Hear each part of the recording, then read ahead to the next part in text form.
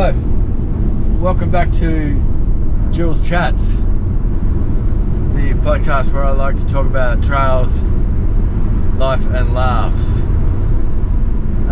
Very, very special one today. It's my very first guest. Now you might judge by the thumbnail. Can't see him now. Welcome, Carl from Mal MTB. G'day all. Great to be here, Jules. First guest ever. A pleasure and an honour. Pretty fucking cool. It's cool. It's good not to be able to just sit there and talk to myself, so I've got someone to talk to. So, how this is going to go, this is just going to be just roll. We're just going to roll with it. So it's appropriate since we're driving. Yeah, well done. So I'd like to start. The best place to start it would be the start. Is first of all how I first saw Carl was he featured on a YouTube channel called TWLBJ, Todd's channel. Shout out to Todd. Shout out to Todd. Having a hard time of late, and it's been one of the important YouTube figures in my journey, our journey maybe. But shout out Todd, stay strong. So I don't know why I messaged. I don't know why.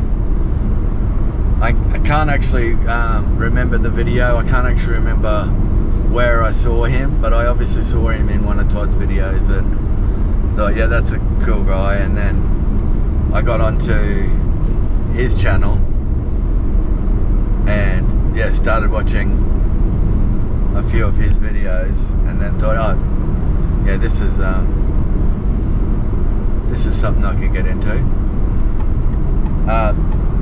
The reason why was, once again, he was Australian. He's from Sydney. So, because Sydney ride's better than Brisbane. That was your thinking, wasn't it? Yeah, 100%. The fact of he wasn't a super massive YouTuber, big huge shredder. He was more relatable to me than anyone. So I guess I just, like everyone else, I just started commenting on his videos. He'd reply, and back and forth. That's how I think. How do you think? It was exactly that. Certainly I was very focused at the time in growing the channel, and one of the easiest and best ways to do it was obviously reply to every comment you get, and sometimes the single reply turns into a bit of a chat, and things go from there. I didn't think we were ever going to ride together since you were up in Brizzy, which blew my mind that someone in Brizzy was watching my little Sydney ride video, but that's all part of the journey. That blew my mind as well, knowing that Sydney boys. And of course, likewise, became aware of JBJ MTB and started watching the videos each week that they dropped. Something really appealing about your vids, Jules. They're all a bit kind of rough and ready, authentic, natural. But that is the vibe of being on trail. They stood out as just being that little bit extra real than so many others. Not shit. They're just me. That's, I suppose. Too modest. From what everyone I keep getting told, it's just be me. So it's not polished. It's not. That's what you get, what you see, and I like to think that meeting up with people of such exactly the same, you're not getting any surprises. It's not a fucking character or anything like that. I think every YouTuber has a choice to make. If you're out on trail, you're having a good time with the bike, you're riding well, you've got a choice to make in the moment. Are you going to kind of sacrifice some of the ride to make the video, or is filming just a secondary thing to the ride itself? There are channels that do very well by prioritizing the filming and getting a lot of third persons and B-rolls and all sorts of stuff, and in some cases the filming can take over the riding in the day. On the day, the other extreme of that is you just film what happens, and whatever happens is the video. Your camera's mounted and it's all about the riding. I think there's no right or wrong way to do it. I think that's the way that I go about it. I don't have anything formulated to go. I just suck it and see. But that's the rough and ready, authentic nature of the channel. That's the appeal. And if it doesn't appeal to a viewer, well then so be it. There's lots of other channels. It's the joy of YouTube. Depending on where I go, I have an idea of something that I might want to do, whether it be feature-wise or.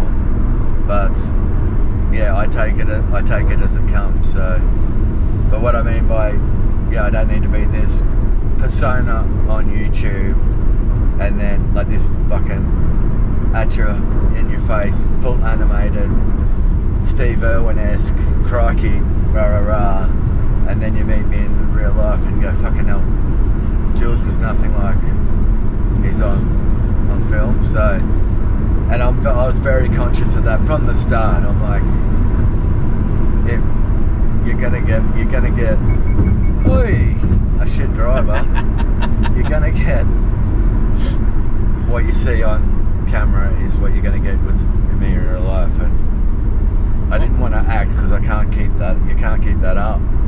It's not sustainable for me anyway. Whereas for me, I just keep it completely natural on trail and on video. Can keep it up all day. Yeah.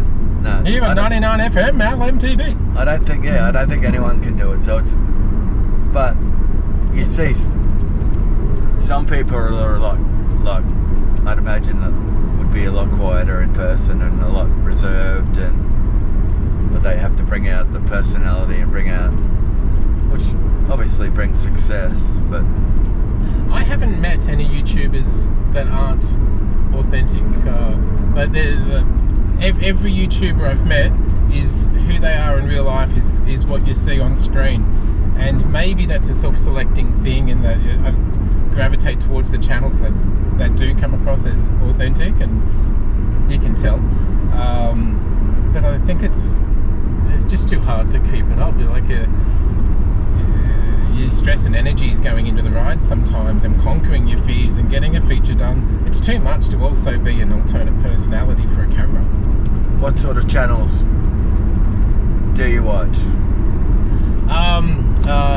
MTB, like most of East Coast Australia. McPhee when he's posting, just to see what really talented riding is on familiar trails, which is sometimes a little hard to track down.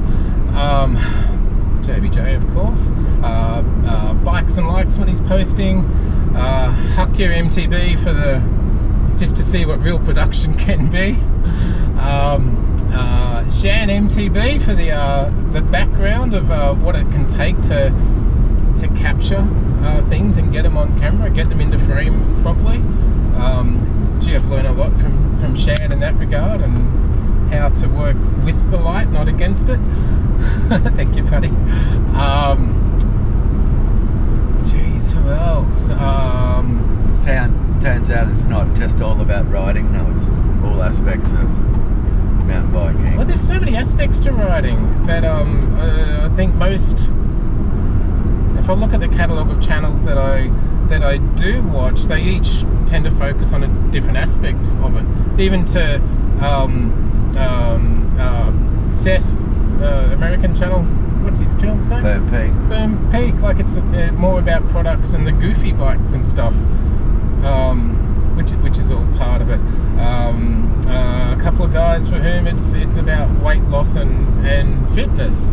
Other guys a little bit meta and lamenting how the OG YouTubers are kind of drifting away, and that there's something new and different happening, to explore that kind of stuff while creating your own video.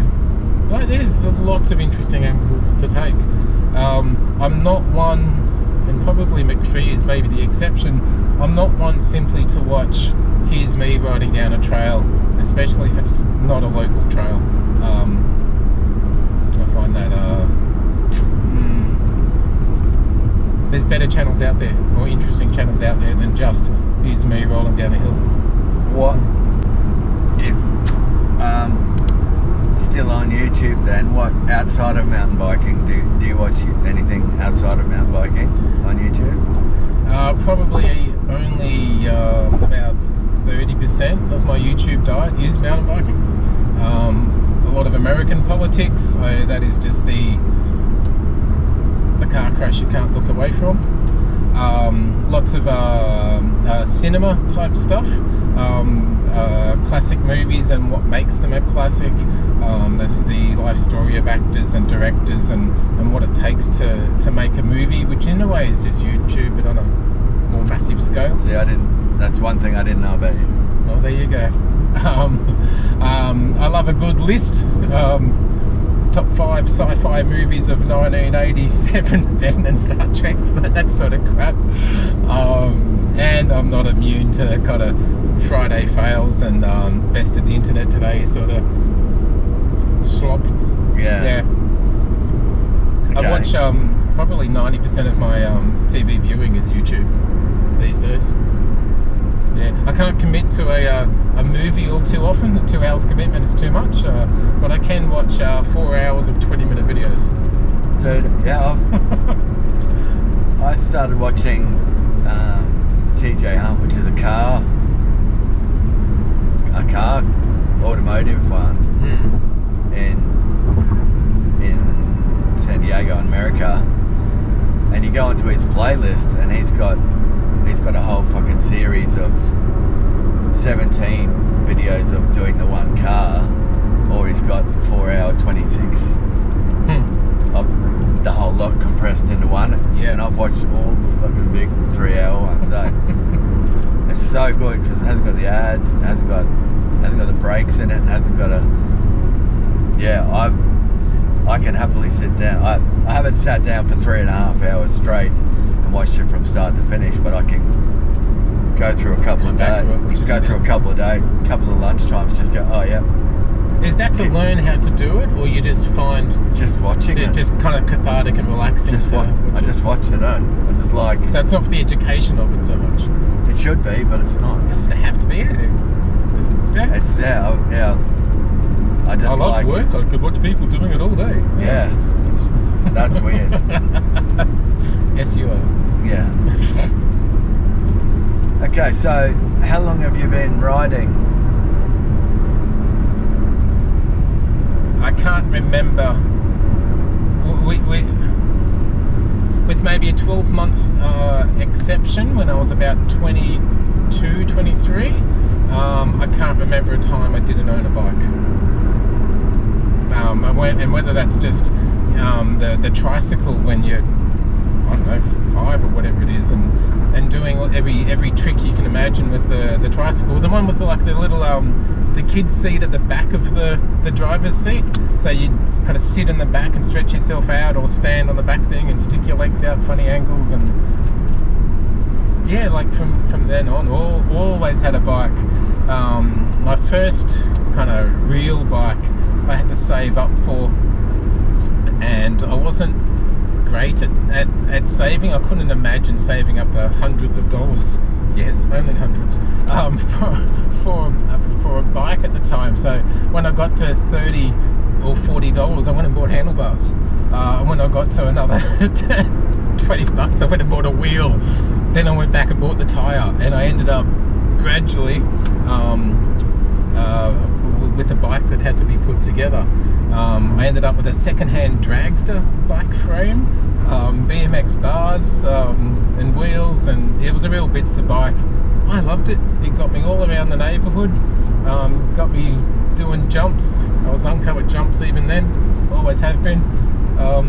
yeah, that lasted quite a while. And since then, I've had a bike continually apart from the 12 months, which was a time that I was in my grandparents' granny flat, couldn't afford a TV, wasn't in a real good spot, and that turned around when I bought a bike. That was my life lesson learned. Always have a bike. Was it a mountain bike or just like a... No, it was a roadie. A roadie to get around. But I had no qualms about taking a roadie off-road. Yeah. Like, I wasn't a roadie as such. Riding to school, I had to cut through a bit of bush, and that was just... My thing was to get through this rocky, gnarly thing that today I struggle to get through, but on a road bike when I was younger, I could get through no dab, and that was just the daily commute to school. Yeah. What about proper mountain biking? Proper mountain biking. I remember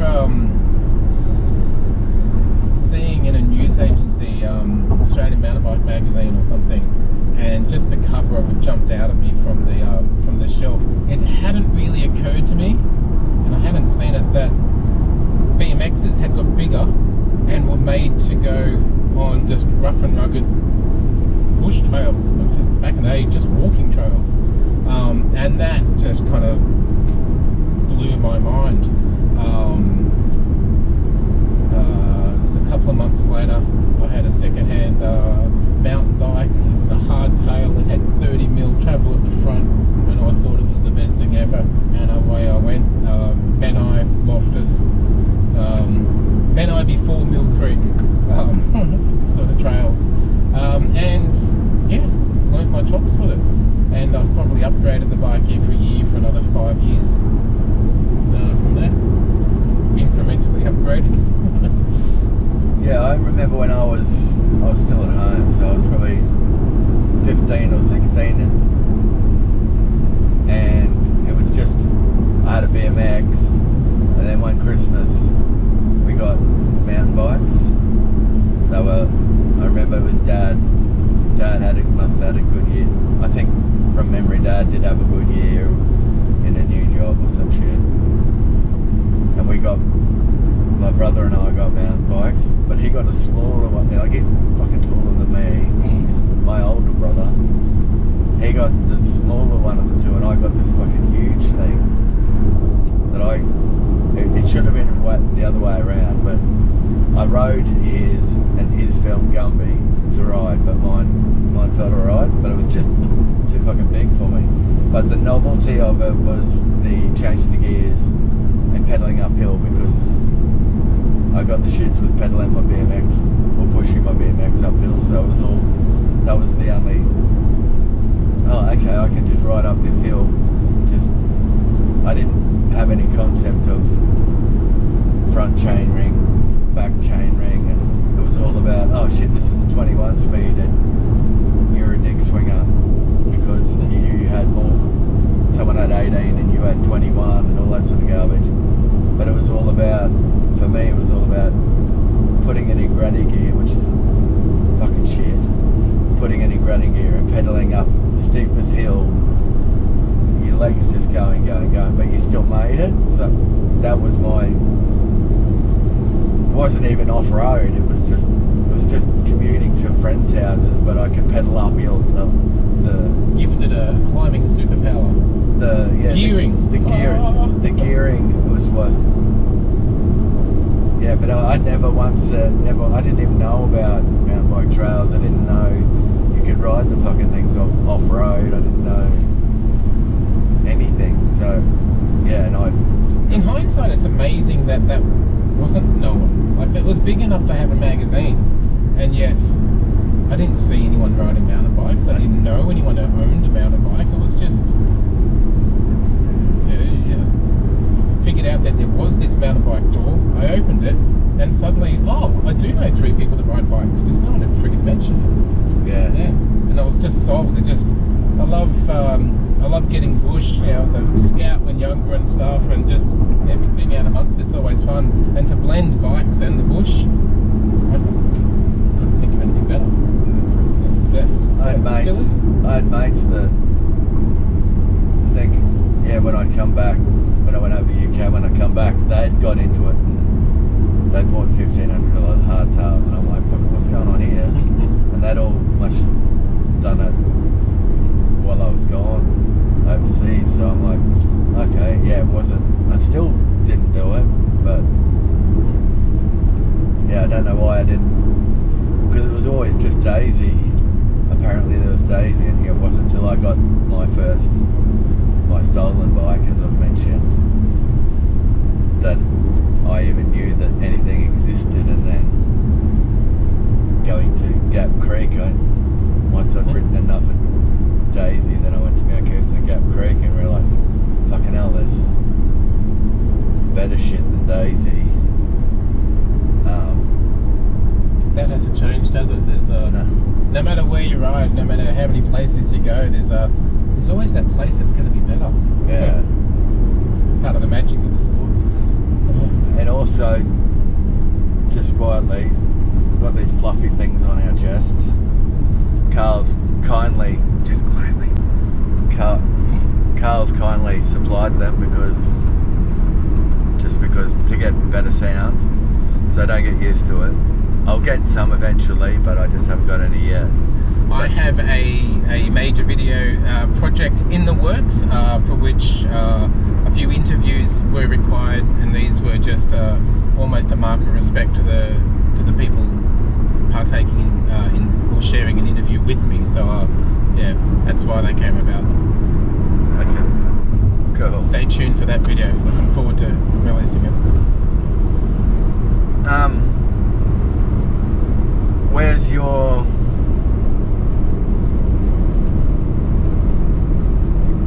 favourite place to ride, not without driving? Oh yeah, you have to drive. You live in...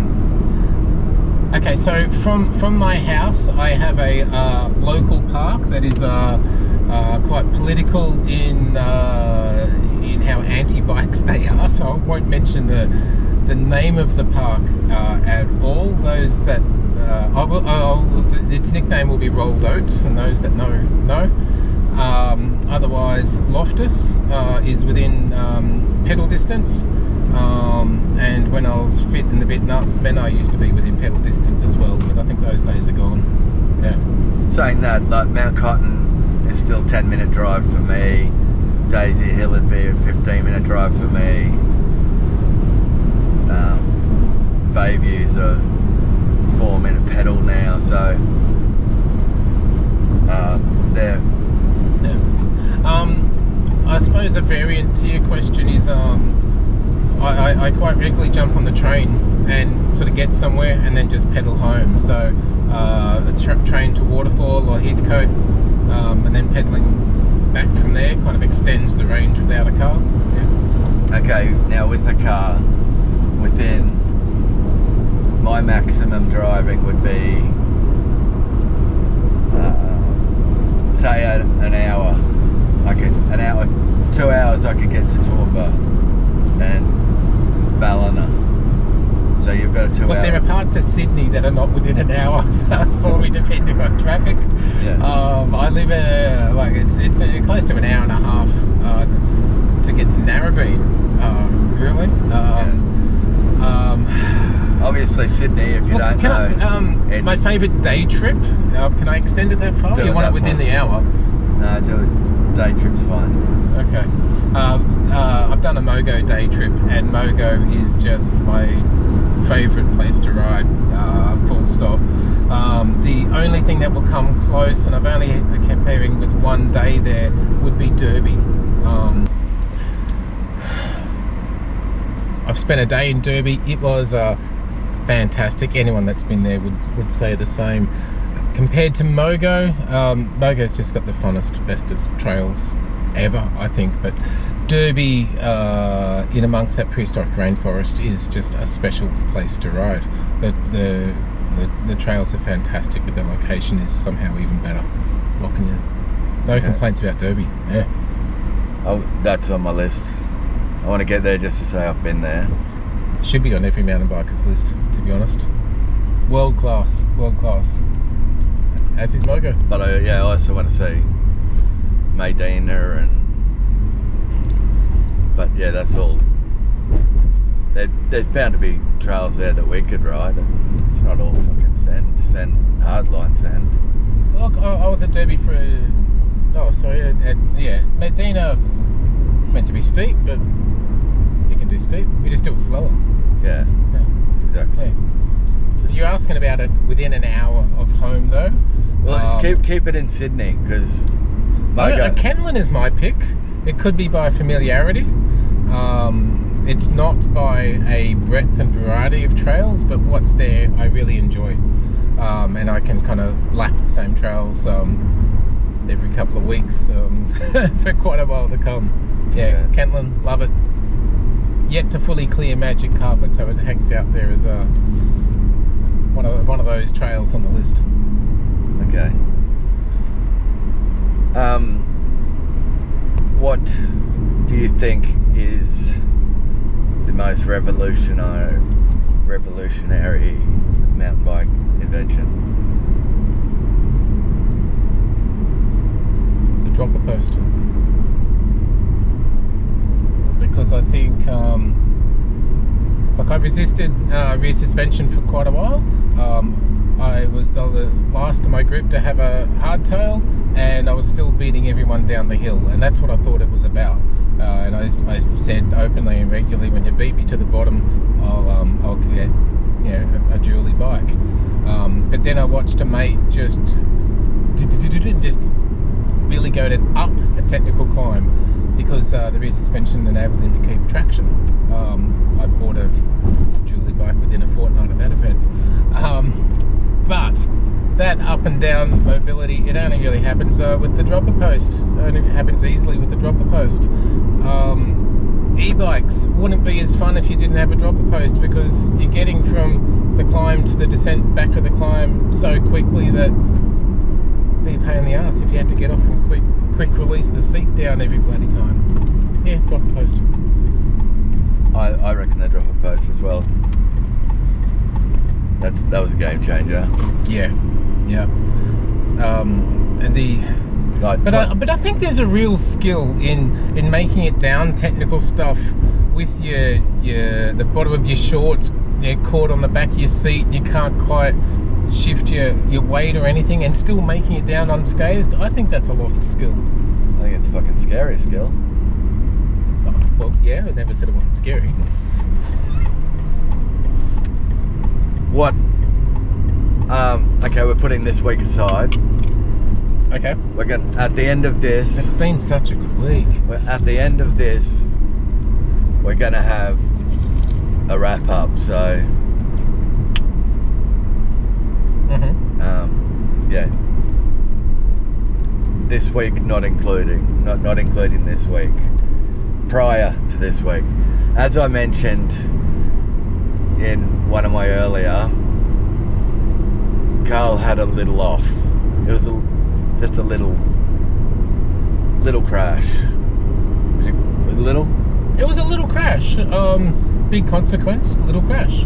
No, it was a fucking huge crash. It was massive.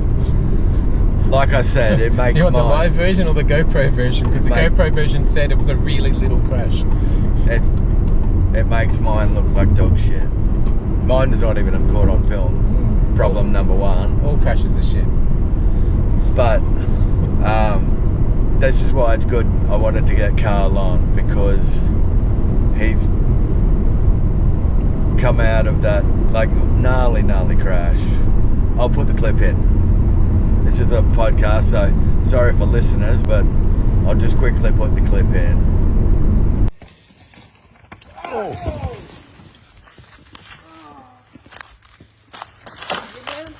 I doubt it. And in a future video of mine at the same place. And you'll put a link to the crash video in the description. Okay, I'll do that too. It's not nice. Let's throw that out there.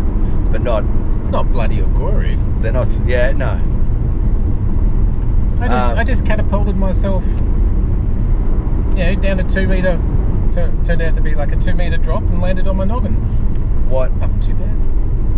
What I want to know was, did it hurt? No, not much. What? Noggin, no. 7 broken ribs, yes. How are you feeling up until crashing? How are you riding up until crashing? I'd been on a great spurt of progression, really, and sometimes the downside of accelerated accomplishment is you maybe get a little bit arrogant and lackadaisical about things, and I don't know, that's how I approached this drop that I got wrong, and my technique wasn't matching wasn't in alignment with my confidence, and crashes happen when that happens. Yeah. Okay. Yeah, it was a feeling, confident and ready to rumble. It was a feature I'd done previously. I looked at the big feature nearby and I thought, first run of the day, I'll come back to that. I'll just do this little one. Anyway, didn't finish the first run of the day. Subsequently, that ended your day. Obviously. Ended the year. Yeah, well, ambulance, green whistle. 3 days in hospital. 3 days in hospital. Returned to hospital for surgery. Well, yeah.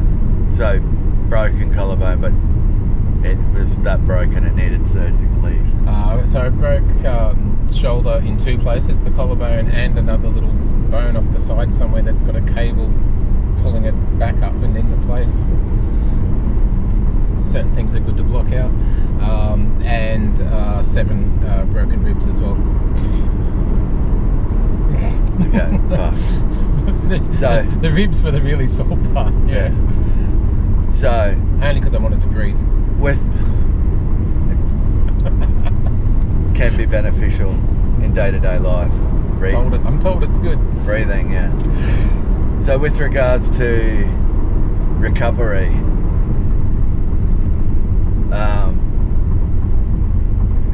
how is your headspace? Say, I suppose not even the day or the week after. All your mind is focused on the injury itself. You're not focused on whether you're. I don't think you'd be worried about riding. You last thing you want to be doing is riding. Look, I came home from hospital, unable to shower myself, unable to dry, unable to dress myself. I was a utter burden on the family, sitting on the couch popping painkillers. Mentally fine, but the family had kind of had enough of my injuries to a large extent. Very deliberately didn't think about riding again. I left the question very open if I would ride again. It wasn't a decision I needed to face for months yet at that moment, so it was one I completely delayed and left it open. Will I ride again? Turns out I am, but at the time, yeah, there was family pressure not to. Family pressure not to. See, the word being bounced around was selfish. This is my hobby, my weekend lark. How selfish it is to be such a burden on the family physically, but yeah, the expense of riding, everything about it was. From the broader family, I will stress, patients had worn thin. From the immediate family, they saw the benefits of riding much more clearly than the broader family, and that balanced things out quite a lot. And yeah, riding again with support. Okay, you've just brought up a very good thing, the benefits. Okay, so you've gone, how long was your recovery? Oh, still recovering. Okay, so this is from April 2026. The accident was October 2024. I feel like I am recovered now, but only like by weeks do I feel like I'm fully recovered now. How long was it till you were back in the saddle? Can't really remember. And you did go... I rode around the local blocks just on asphalt, and I could turn right, but I couldn't turn left so much. I just had to kind of lean and hope. That really narrows things down. Yeah, so that was probably 4 months. Okay. Yeah. Your first time back on dirt was at Mount Annan.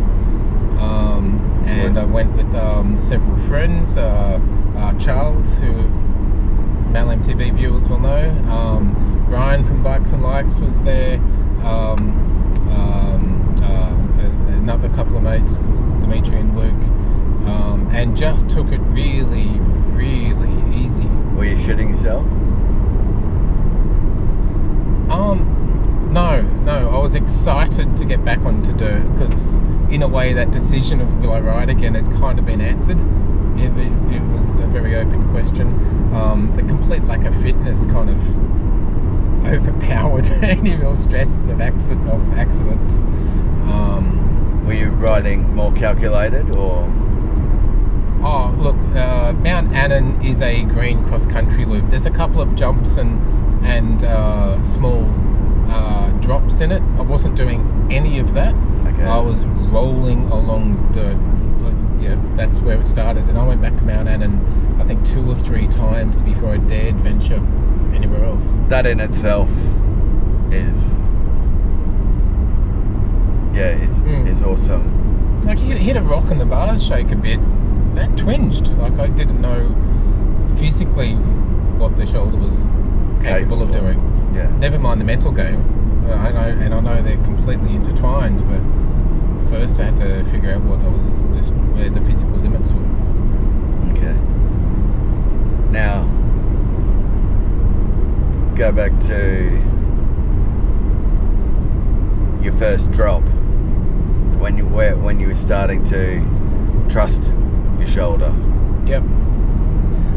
So Kentland rock trail, and maybe that's why I named Kentland as one of my favourites. There's real sentimental value to it. But those that know it, Kentland rock trail, spicy cross country. The first drop I think was maybe 50 centimetres. Small gap to clear. Real small gap. Which probably made the land probably 70 centimetres or so drop. It's one that I hadn't been blinking at for years, and I circled up and did about 3-4 dry runs on that, and got to the point where I just had to decide if I'm going to ride again, then I have to do this drop. Okay. Yeah, land both wheels, keep the pressure off the front. The nervy thing was I've learnt from the past at boomers, if land too heavy on the back wheel, it kind of catapults you forward and actually would put more stress on the shoulder. So I had to attack it with a bit of confidence and stay in that attack position and land it properly, not defensively with the weight back. Yeah, that was the mind game. And why did you... What made you think, fuck, I've got to do this drop now? Did you have any pressure on? Did you just pull up to it and go? No, I drove an hour to get there with that in mind. That was your goal for the day. I need to hit that. I wanted to do, well, it was partly fitness as well, and rock trail is in places quite chunky, lots of pinch climbs. But it is only 8 kilometres. There's enough fun to be had that it helps motivate you to the effort required.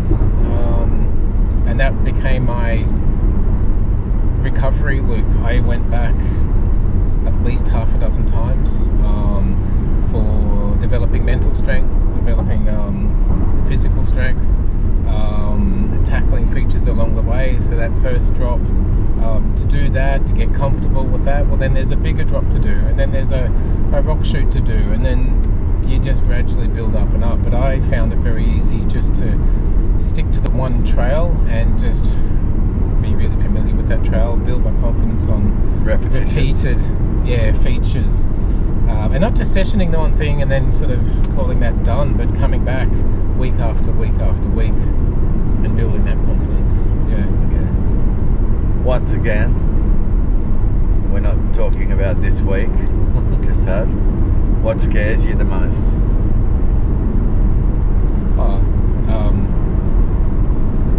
What type of feature do you mean? Yeah, what type of feature scares you the most?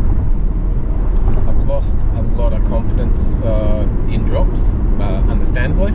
I never had confidence in jumps, so they're probably on par, but I'm most disappointed and frustrated with the confidence I've lost in drops. Yeah, because not being able to jump is just my everyday. Yeah, it's just something you learn to live with. It's the cross-country background. Riders I know that come from a BMX background, Huckster, Nick, you guys sail, you guys have bike control in the air, the jumping comes naturally. It never has for me. Cross-country's been about fitness, keeping a rubber side down, like I say, 30mm travel, no dropper posts. Yeah, it's never been about fitness for me, but I'd say gaps. It's the old myth. You can do a 3-meter table, but you can't do a 2-meter jump, a 2-meter gap. I'm still really nervous doing tables though. I'm still learning that the physics actually work in your favour. I'm just completely paranoid about just being sort of bucked over the bars, and again landing heavy, shoulder and top heavy. It's something to work on, but no longer really chasing the progression. I'm not about I've got to do that 3-meter table so that I can work up to the 2-meter gap. I just want to ride trails I like to ride rather than in types of features. Is that where you were before you crashed though? Were you seeking? No, I was chasing. I wanted to do tick features, and so I fooled myself into thinking that the bigger the feature, the better the rider. It's just not true, and I think I fell into that trap, and that led me down a pathway of just doing stuff that previously scared the shit out of me, getting away with it long enough that I went up to something that wasn't that big and just didn't pay it due respect, throw some poor technique on top and crack. Yeah. Where do you think you'd be now if you didn't crash? I think I was on a pathway to crashing in hindsight. I might have maybe had a big scare and sort of taken skin off but not broken anything. That might have been a better way forward. But breaking your shoulder, being inactive for so long, losing so much fitness, they're a difficult process to get through. You're putting me back in the dark headspace. Sorry, bro. But yeah, this is what I wanna hear, because I'm just thinking while you're talking. I'm just thinking about my experience, and I didn't do it on a drop. I will put a video out and stop where I did drop. I won't reenact it, but I definitely want to stop. And yeah, it's fucking disappointing. But in my sense, I was only 6 weeks off the bike, and I had the family burden. The family burden was real. That's a head fuck in itself. The financial burden, the provider, I couldn't do a fucking thing. But as selfish as it was, and I told everyone, I've told my wife, I've told everything. That 6 weeks for me was the best thing that could have ever happened to me. We've had very different experiences. That was the stop and reset that I didn't think I needed, and not mountain bike wise, just life wise. I'd been work, push, we've got to fucking build this, we've got to provide for the family, we've got to renovate this house, we've got to get to the next part of my job, I've got to earn more money, for ever since I've started working, to be it stopped completely out of my hands and I was just completely immobile. I sat on the couch and just watched Fast and Furious videos, which was sick. We're very different people. And coming back for me was, I was more financially it was going to be better. It was going to be better for me, but I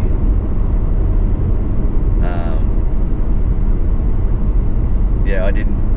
When I first rode on dirt, I might have just went to Daisy that didn't have any drops or anything like that, and just to get on dirt there was never a I'm not going to ride again. There was a worry of if I'm going to not ride good, because I don't ride good, get back to where I was. But yeah, it was more of a brain, like clear reset for me. So I come back. So getting back to where you were, was that a goal after the accident? Was it a goal? Is it a goal? It sort of is a goal, but it's not a goal.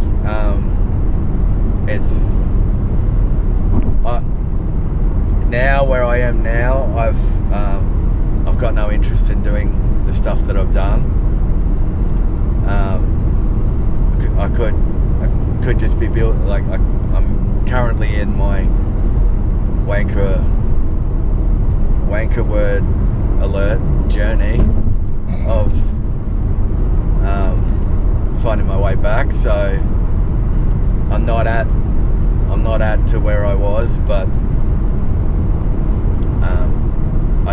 I don't know if I will hit that big shit again. Don't know if I want to. It's all that I don't know. Certainly don't feel the need to. That's a massive thing. And I felt more of the need to it. It felt like more of the purpose of riding, the goal of riding was to improve and sort of be able to do better stuff. And getting away with doing better stuff is maybe different to just doing bigger stuff. I think that's what changed my focus. Yeah, that need for me as well, that's gone, that's evaporated. I just want to ride well and safe.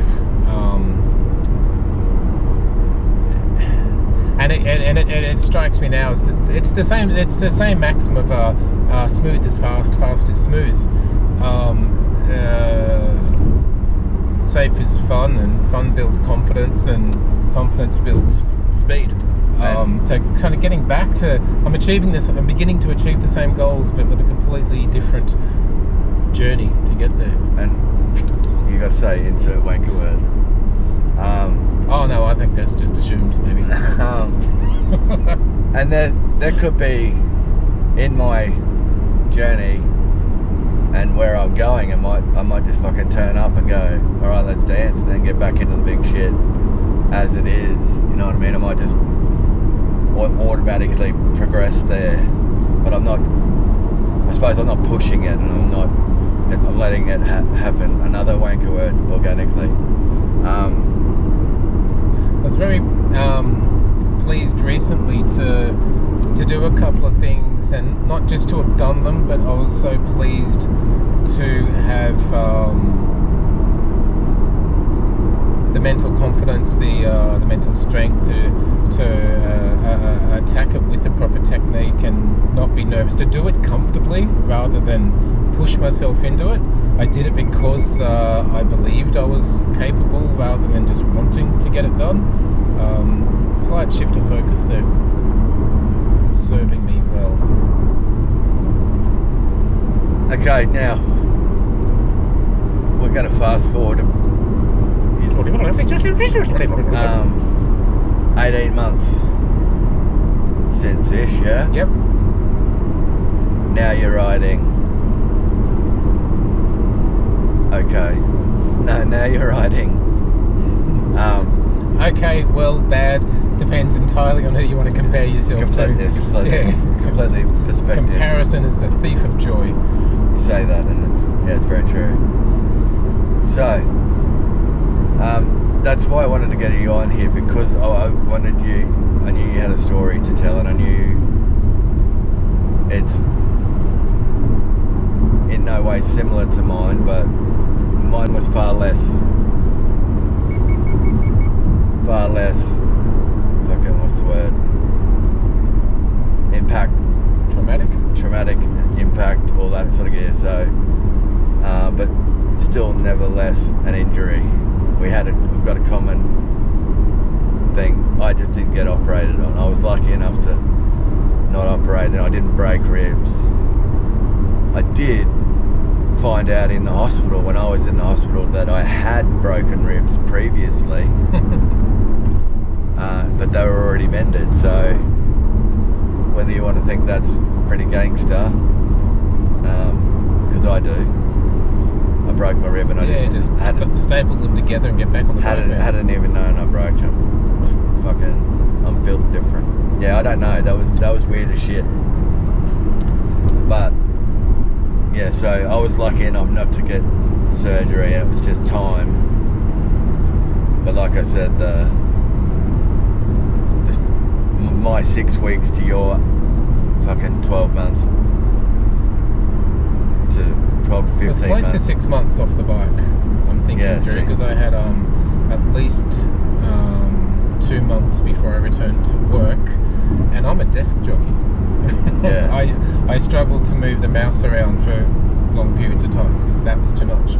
Yeah, see, similar but different ends of the spectrum, so to speak. But yeah, so I got off very lightly, very, very lightly. Practice makes perfect, man.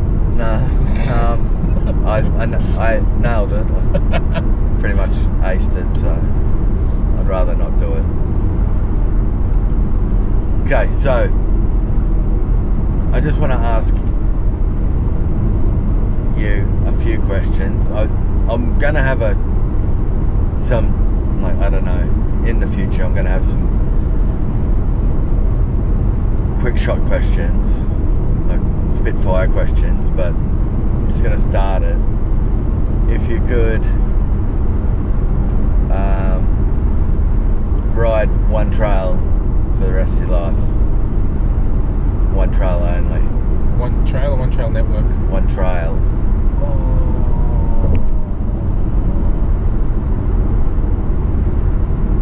Damn, that feels really narrow. It's like asking what your favourite song is. It kind of changes from week to week, month to month.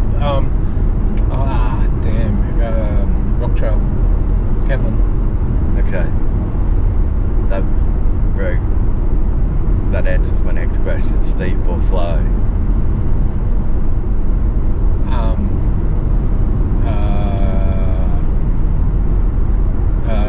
Chunky cross country. I'm gonna end. Yeah, you're a tech guy. Yeah. Very, very, very good at tech. Very good at tech. So, depends on who you're comparing to. Sure. No, but still, yeah, you can attack. You saw me fall off that tree skinny at Ourimbah, right? Yeah, but no, you definitely you're a tech guy at Mapo, like that rock garden at Mapo. Shout out to my mate Steve. He recently had a crash that's keeping him off the bike for a long time as well. But it was Steve that taught me to ride mountain bike in a very tech venue, and that's where that comes from. Okay. Yeah. Cheers, buddy. So yeah, I will say you helped me. And I think riding with better riders always helps. Just Always, yeah. recent, say in the last maybe 4 days, you've helped me massively riding rocks and riding. So yeah. And yet you were the first one to do other features that I then had to follow you through. Two-way street, man. Swings and roundabouts. Yeah. Mountain biking, the most social of the solo sports. Very good. What's your dream? Not dream. That's wanker. What's your bucket list trail network? I want to get back to Derby for more than one day. Bay of Fires Trail looks freaking awesome. Of course, Whistler.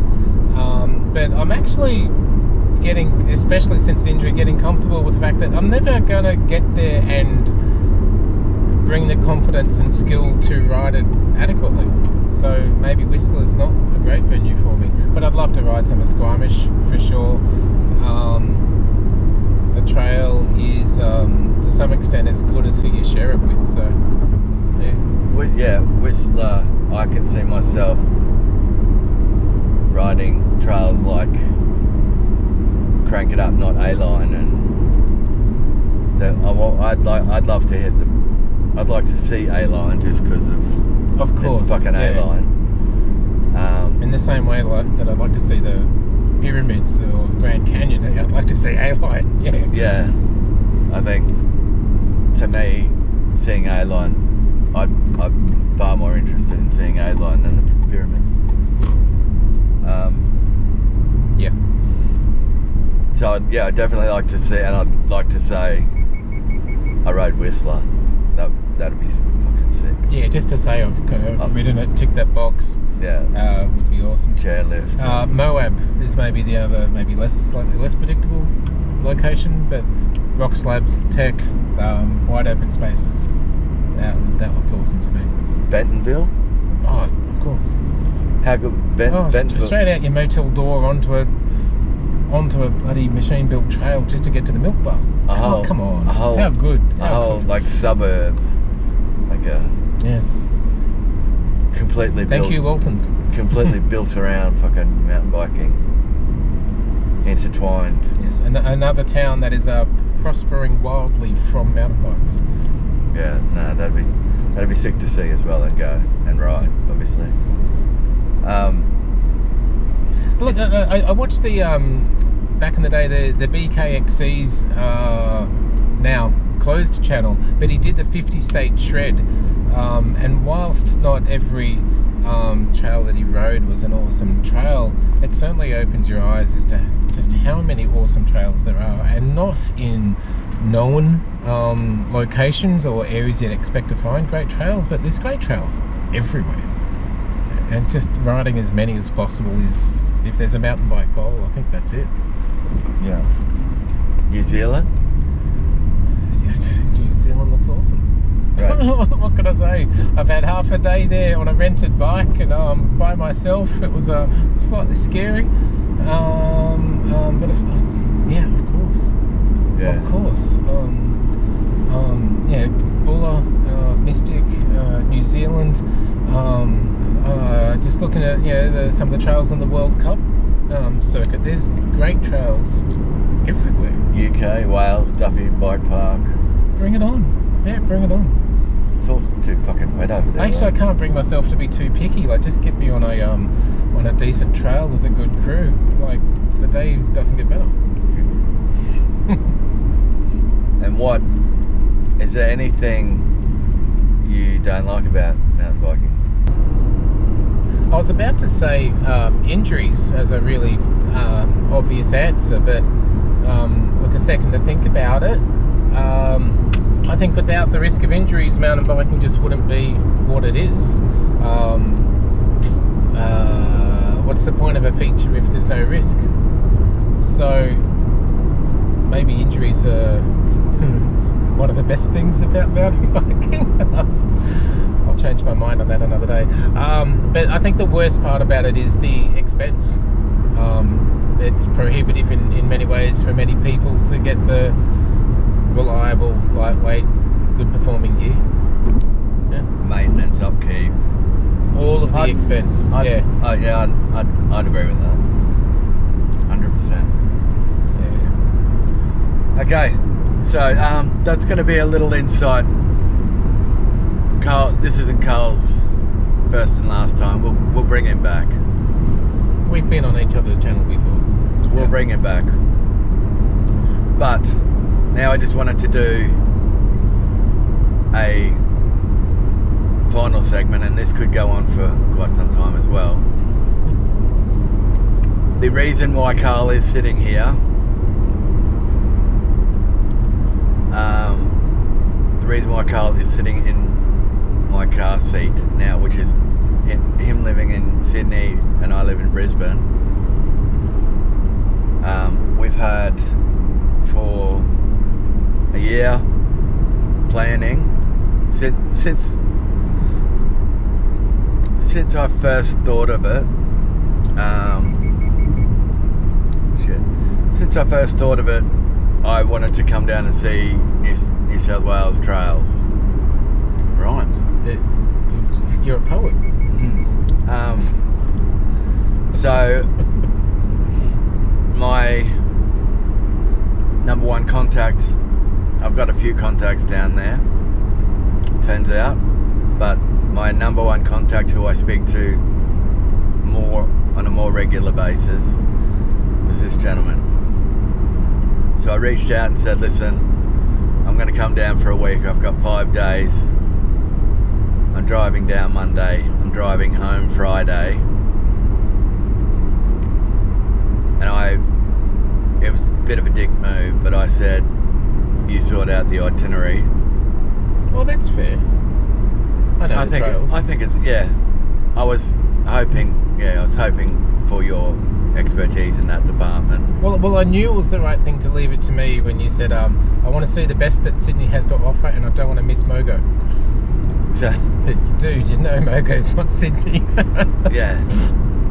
Turns out Mogo isn't Sydney, and Narooma isn't Sydney. It's even further. Yeah. But as I was down here, I've seen that much hype on Mogo and Narooma. I couldn't come down and not see it. So that put into plan. Carl did his research. Carl did. And I put this to the Mal MTB viewers as well, sort of naming favourite trails and trail networks in Sydney, and started to get a broader opinion base for it. I think we landed on a good selection of trails. I think we landed on an exceptional. Yeah. Do you want to share what we rode, or what are you planning here? Yeah, so as we literally drive past Wedding Bells Mountain Bike Park on the highway. Yeah, another great venue. We're currently on the drive home, the Friday part of the trip. So day one started with Ourimbah. Now I've seen loads of people riding Ourimbah. The two main trails that come to mind are twitch when you say Ourimbah. Amaroo and Gravitron. It's got iconic arches, and Ourimbah just happens to be the sacred place of said injury. Carl's crash. I'm not sure if sacred's the right word. Sacred, no. The infamous location. So I drove down, woke up at fucking 2 o'clock in the morning, drove down, and I met Carl at Ourimbah. Just to shave a bit of time off the drive. Just to break the drive up. Surprisingly, there's going to be videos of all this, so I don't want to spoil the videos. Okay. Yeah, I hear you. So I had. You arrived in a shockingly good condition.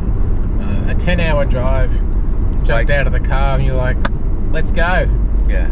dang, I don't think I feel as fresh after my 2-hour drive, but sure. So, safe to say, Ourimbah is very, very sick. It's so much different to what I'd ever ridden before, chunky wise, rock wise. But I've noticed that on a lot of New South Wales videos. Well, New South Wales sandstone is a thing to itself. It's massive. Yeah, and locations like Mount Cotton, there's some really chunky passages through there. Yeah. But it's the more shaly rock. Yeah, you handle the chunk quite well. The texture of the Sydney sandstone is really grippy, and I think it builds a bit of confidence into tackling some of the chunk. Yeah, but without going into great detail, it definitely the trip started off from the fucking moment I got out of the car and put my gear on. It was from that second. It was, for some reason, it was just lock in, and that was the whole. It all happened to be at the most perfect time, trip-wise, because with my headspace and coming into the trip, my headspace wasn't in a good headspace, confidence riding bike-wise, and Carl's still coming back from a significant... Well, in the couple of weeks beforehand, I'd been out at Mount Narooma with Dave and his mate Stormy, and I just didn't have a good day. I think I left there sort of losing a lot of confidence. It's not that I stacked or did anything silly, I just couldn't make the decision to do certain features. I just forgot to pack my bike brain for that day's ride. And so, approached Ourimbah, not least for its history for me, but following that ride with a great deal of nervousness. But I think first rides of shreddaways and any sort of road trip are a real different thing, because you're not just setting up the tone of the next few hours ride, you're kind of setting up the tone for the week in that first 20 minutes of the first ride. You don't want to push it too fucking hard, because you know that you've got a week.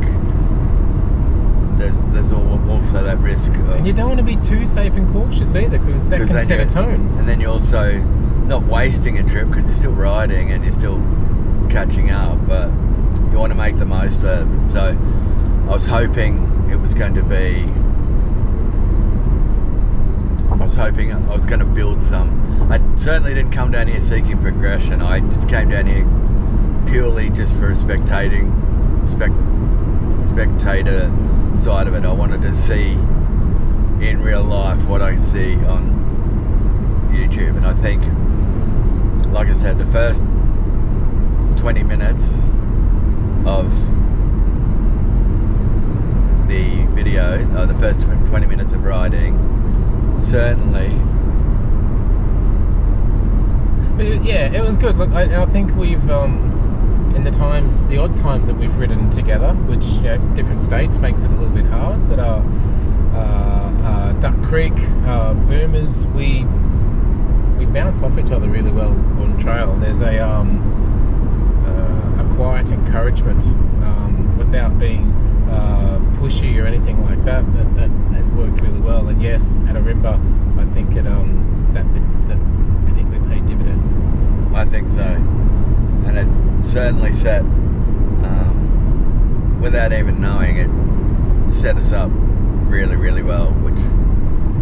Yeah, it got off to a great start, and even just that first day, it got better.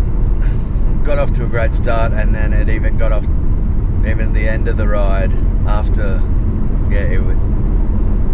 So, basically what I'm saying is, stay tuned. Ourimbah's going to be the first one. It's fucking sick. It's really, really good there, because it's so different. It's it's the rock chunk that I needed this guy's advice on how to attack it, and it's all about line choice. Like, you can make it or break it with line choice, and sometimes you can get away with a shit line, but other times it's bad news. Line choice, I think the underrated skill, how to read a trail in mountain biking. To the point where I'm not even ashamed to say I walked. I fucked the line choice up, and that come back to that risking. It wasn't worth the risk to ruin. I would have rather walked that section than ruin the whole fucking trip. So, but you got halfway down the feature, and it was impressive that you were able to stop there and step off safely, to be honest. So I ride clipped in, and there was no way I could stop halfway down that feature. So yeah, completing it was an easier choice, for lack of choice. Okay, now day 2. Day 2 was sick. Day 2 was sick. So Ourimbah's not quite in Sydney, so then we drove to Sydney. Fortunately, I got to spend the night at Carl's residence, the Malone Suite. The Taj Malone. Taj Malone, exactly. So then we headed down to Kembla, Mount Kembla, meeting quite a heavy hitter in the YouTube game, Mr. Dave Morris, MTB. Now, I've met him for dinner twice when he came up to Queensland, and I was just a shit friend, and I didn't take any time off to ride with him. But I did take time to go out for dinner, so still a shit thing to do. But he jigged it up, so he got an RDO and said if Jules is coming down, I'm going to come and ride with him. So it was the first time since, and I've known him for years now, first time speaking to him, first time actually riding a bike next to him. And the dude is off the fucking charts riding. He's so unbelievably confident in his own ability and his own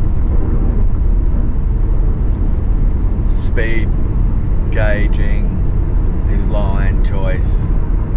He's a very, very good rider. He's a very precise rider. He knows what he can do, what he can't do. He knows he's very good at judging the required speed for a feature. He's very good at knowing what speed the trail's going to give him. And if those two things match up, he knows he can do the feature. So he just backs up and does it. It's really quite impressive to watch. It's really good to watch. Yeah. No fuss feature, Dave. Yeah. Totally. But yeah, as I mentioned in previous podcast, this was certainly one of those days where I'm filming video, Carl's filming video, Dave's filming video.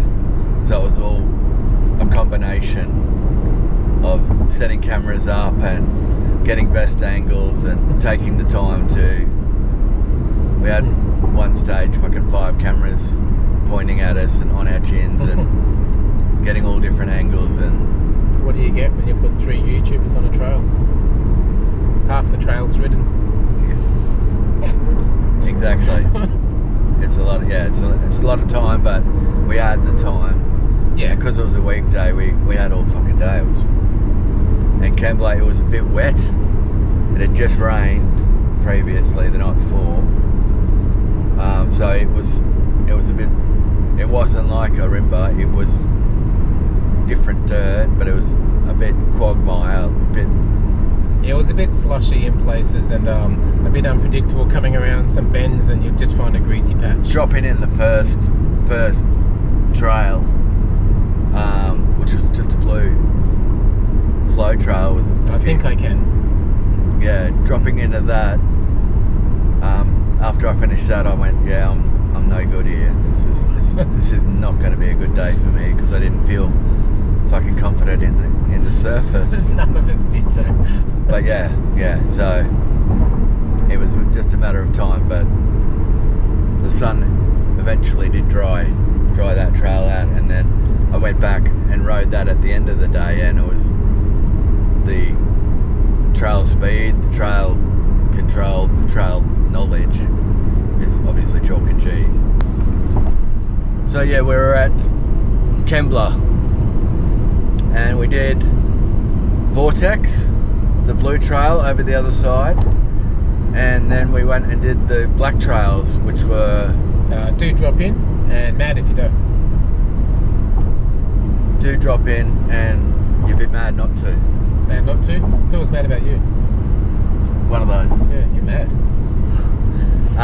Dave had never ridden these black ones, and that was his main focus on being there. But so stay tuned for Dave's video on these trails as well. Definitely. He's an impressive dude. Cleared way more features than either of us did, that's for sure. But yeah, I don't remember much about Vortex, but I certainly remember Do Drop In, and that was quite where the day prior sort of set us up for a lot of progression. Like, we both felt as if something's going to happen, but we didn't know. It kind of felt like Ourimbah, we laid some foundations. And then Kembla, we kind of... You told me we had to do what we did at Ourimbah with the feature of Do Drop In. I had Do Drop In my mind at Ourimbah, yeah. Yeah. I didn't know that. I had none of that. Naivety is bliss. I haven't even... Yeah. I don't even think I've seen any Kembla, like I can't even remember any Kembla vids. I've probably seen them, but I never taken close notice of it. So well, you've watched mine 3 times, haven't you? Yeah, 4. Is that all? On different devices, so I could raise the views. Yes.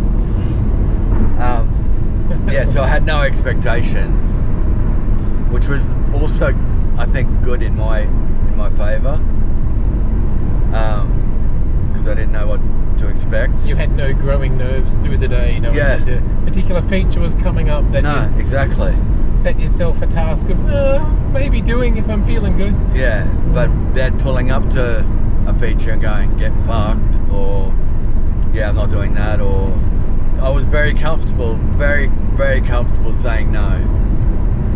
That's a big thing I got out of it as well.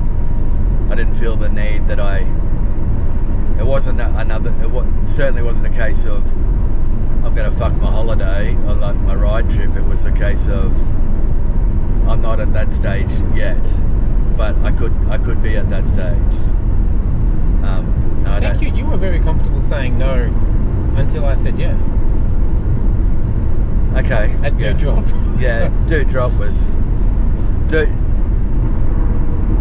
which we reversed later in the trip as well, so like it worked both ways. As you'll see in the video, I wasn't keen. I wasn't keen. I didn't think I was ready, for starters. I didn't think I was ready. That was my man, and I wasn't keen. But a bit of behind the scenes, I wanted to hit it, have a go. Not on camera. I wanted to make sure I could do it, and I got fucking rejected. Which, in hindsight, I want to share this story. Huh? I want to share this story. We're milling around, sort of, getting our heads together to do it. I was well and truly talking myself into it, and Jules throws in, okay, we'll do it, but we won't film yet. Dave and I just looked at each other and laughed, like, that's not happening. It's as if we weren't filming a feature like that. I was worried about the feature. I was worried about the training it. I was worried about the fucking being able to do it as well. And the camera doesn't impact any of that. No, yeah, I know that, but turned out okay. Without spoiling it. Really well. Without spoiling it, it once again set us up for the rest of the day, and I did shit that I've never fucking done before. Was a cracking day. Oh, Yeah. Even with the trails being a little bit treacherous and wet. the trails being wet, that was the gnarly part. There was rocks, there was moss, there was wet roots, moss, rocks, fucking slop, fucking steep, muddy chutes. Yeah. muddy chutes, all of which this big dog isn't fucking. I've never done any of that, and now you have. but yeah, I live to tell the tale. Let's say that. So It was a cracking day. was a really, really, really good day. And that was just day 2. Stoked to ride with Dave. And dude, we got footage. You wait to the video, but Carl and I were spent. We were fucked. We had our fill. Yeah, we had our Stoke fix, but Dave still had a bit left in the tank, and he had his own objectives to go to that day. There were more black trails to conquer. And we went into filming duty. Filmer 1, filmer 2. It felt a lot safer. And I was happy. I was cool with being a filmer. As Carl says, when you ride with Dave, filming is resting, and it fucking was. I was very happy just to chill, but I was also stoked and impressed to see the dude ride. Just phenomenal. Okay, and we had such a cracking day, partly I think because we were riding with Dave in the his chill, no pressure way of still giving you confidence and getting you through a feature and demonstrating and leading you in, and like Dave, always a pleasure, man. We were talking about that actually, dude. Sorry to single you out, Dave, but if Carl and I had gone there on our own, it may have been a different story. Carl's, it would have been. It would have been. If not me, yeah. We would have been safe and sensible. Yeah. And not done this stuff. Yeah, so that goes with riding with. But he's also not one of the dick swinging good riders either. He's really, really, he's happy to help. He's happy to, he's really, really perfect guy to ride with, actually. Name a dick swinger good rider. Wow. Beep. No, I've seen. I don't know any names, but I've certainly seen. I can think of it. I've certainly seen someone go, "Fuck it, just do this," and then just goes and fucking pulls the fat whip, and I'm like, "What's the fucking point with that?" That's just too much talent. Yeah, I'm like, "Good work. You're fucking 30 years younger than me. Well done." That's the dick swinging I'm talking about, not the fucking. Just. I can appreciate good riders, but when they say, "Oh, it's fucking easy, just do this," and then you fucking throw a whip out or do something just to. Yeah. It's not helpful to tell anyone the feature is easy. It's just not helpful. It's not to the person you're trying to encourage, so you're trying to get them to believe something that's different to what they can see in front of their faces. They're not in. It might be easy for that person, but it's not. It's a fucking. It's a solo sport. Mental fucking gymnastics going on in here. MTB is mental. Totally. So then day 3 comes along. We were halfway down the coast. We were out of Sydney, and we went to a little, quite well-known area of Mogo. Now, I want to shout out one person. His name is Shan MTB. This gentleman is a fucking awesome human being. For starters, he helped us out with accommodation, which meant this accommodation is, I've never had any other mountain biking accommodation, but this, I don't want any other mountain biking accommodation. This was as cool as accommodation mountain biking you could get. I'd say a fucking house. Originally, the house it housed trail builders to build the trails, and it's called HQ. The thing that stuck out for me was they had some reclining lounges, and instead of just the normal kind of handle that you lift to kind of bring up the footrest and whatnot, it was a crankshaft. Like, there was just so many little touches about the place that just screamed and breathed bikes, and it was such a great place to stay.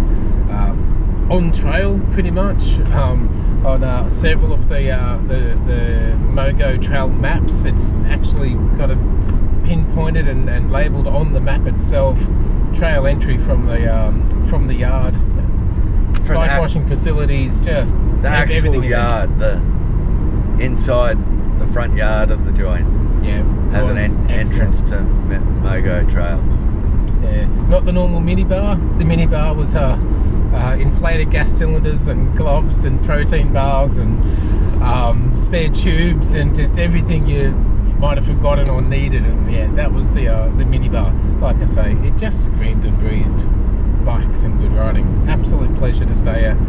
You're going to put a link in the description for it. 100%. You can Airbnb it, get there yourself. The only way to do Mogo. 100%. Now, fortunately, Shan had organised it, so Shan was able to come and meet us the night before. Was it? Yeah, it was the night before. Yeah, night before. Straight from Kembla, we headed south,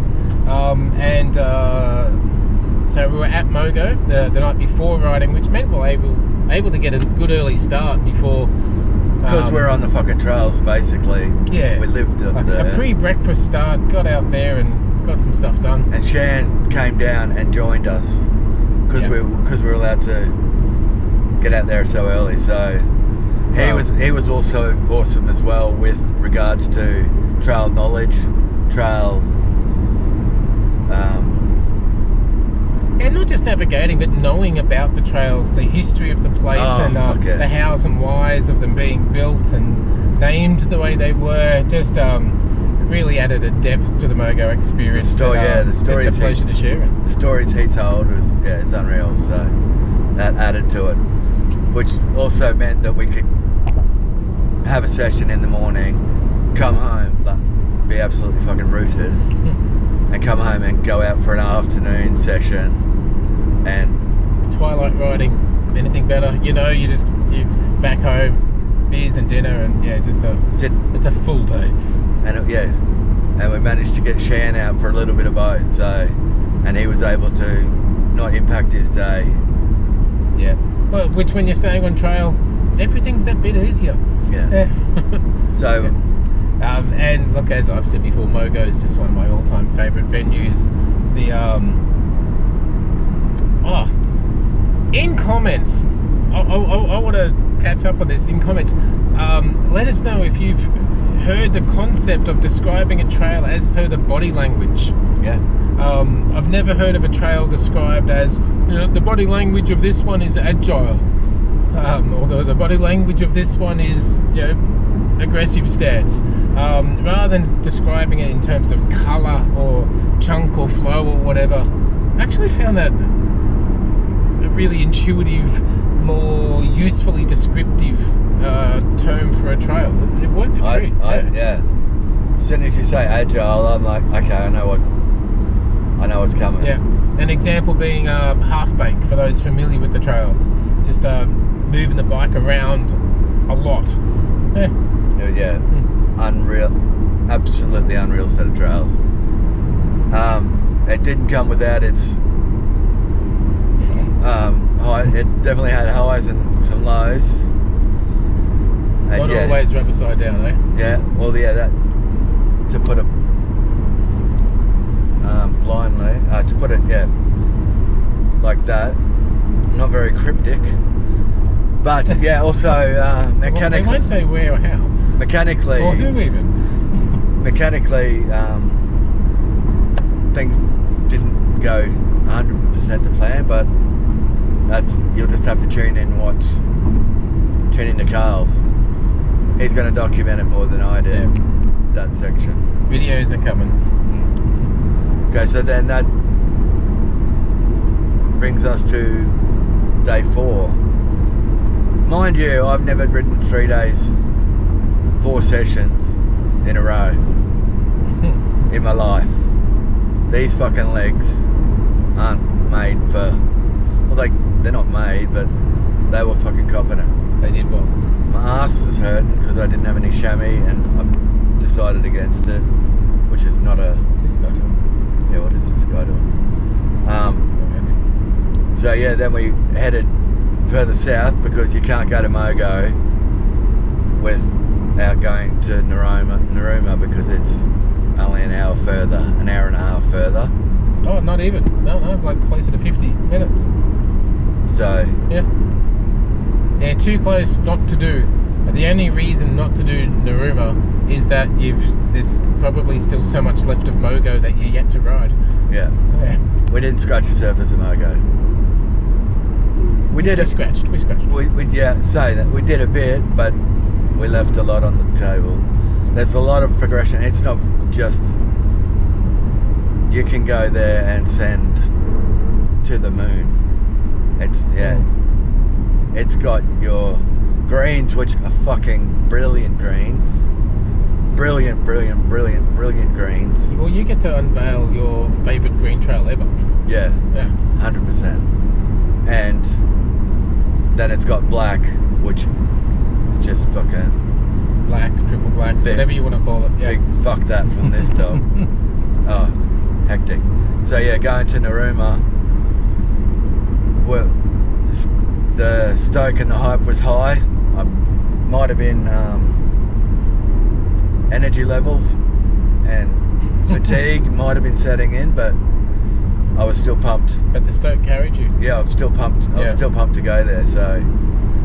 But then the weather moved in a little bit, which really just gave us emergency, and I think got us to the top a couple more times, just trying to beat the weather, because we knew such a great week was drawing to an end, almost against our choice. I think you were ready.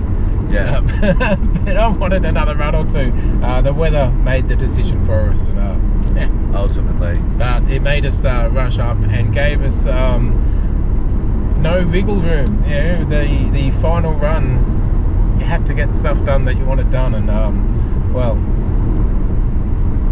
we did okay. I went there with one feature in mind,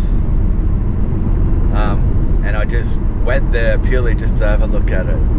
I had hopes of wanting to hit it, but I wanted to look at it because it's iconic, as some would say. So. Oh, it is. Yeah, like the definition of iconic, I would venture. So. Yeah, that ride got cut short due to weather. Only by a little though. You were done, and a long drive back to Sydney from Narooma. Yeah. Followed by a long drive to Brisbane. Following by currently. Followed by a train trip to Nambour. Yeah. So, all in all, my Sydney, New South Wales road trip. Videos to come. Keep an eye out for them. But this was incredible. I didn't know how good a time.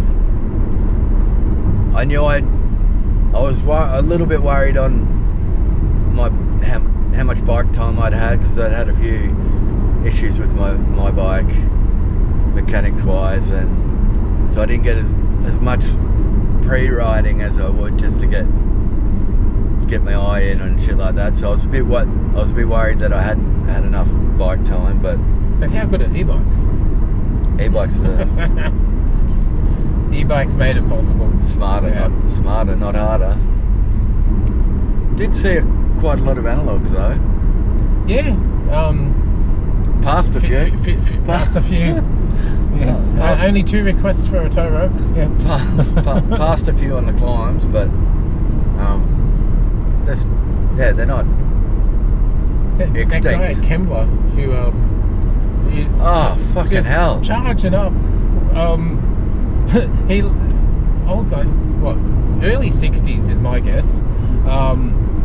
We caught up to him, but didn't really feel the need to overtake him. And then when the opportunity came and we got around him, he just hung on our tail and kept going up the main Kembla climb, switching it up. On a 60-year-old guy on an analog, keeping up with an e-bike push up the big hill. Calves Man, were fucking jacked. He had the most defined calves. I actually nicknamed him Calves.